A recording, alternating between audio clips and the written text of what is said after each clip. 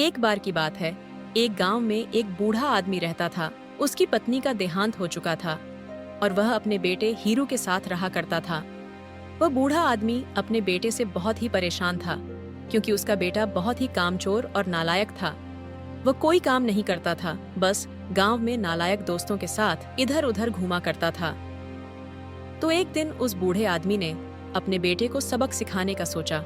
उसने अपने बेटे को अपने पास बुलाया और उससे कहा, बेटा, घर के अंदर अलमारी में एक घड़ी रखी हुई है, तुम उसे निकाल कर लाओ। उसने कुछ देर सोचा और फिर अंदर गया।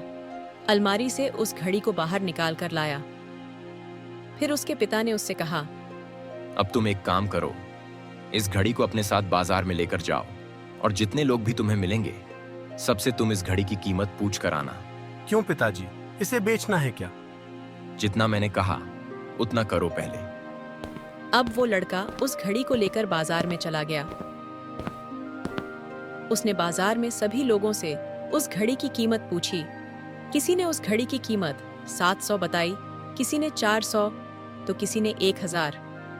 सभी लोगों ने उस घड़ी की कीमत अलग अलग बताई।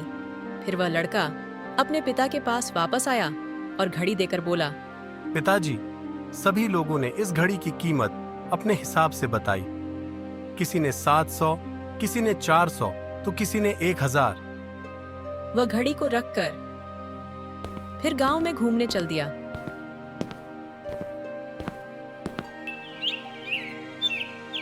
अगले दिन फिर से उस बूढ़े आदमी ने अपने बेटे को बुलाया और उसे फिर से अलमारी से घड़ी लाने को कहा।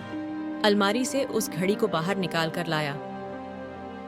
जाओ बेटा, और आज तुम इस घड़ी के अंदर जो समय चल रहा है उसकी कीमत पूछ कर आओ।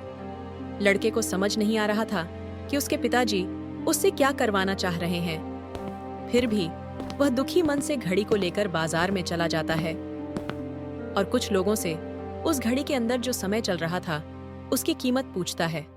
लोगों को लगता है कि ये लड़का पागल है, कल ये घड़ी की कीमत पूछने आया था और आज समय की। बहुत से लोगों ने उसे भगा दिया और कुछ लोग उस पर हंसने भी लगे।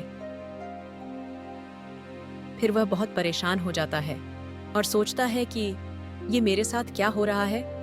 फिर भी वह आखिरी बार एक बूढ़े आदमी की दुकान पर जाता है। बाबा, इस घड़ी के अंदर जो समय चल रहा है उसकी कीमत कितनी है?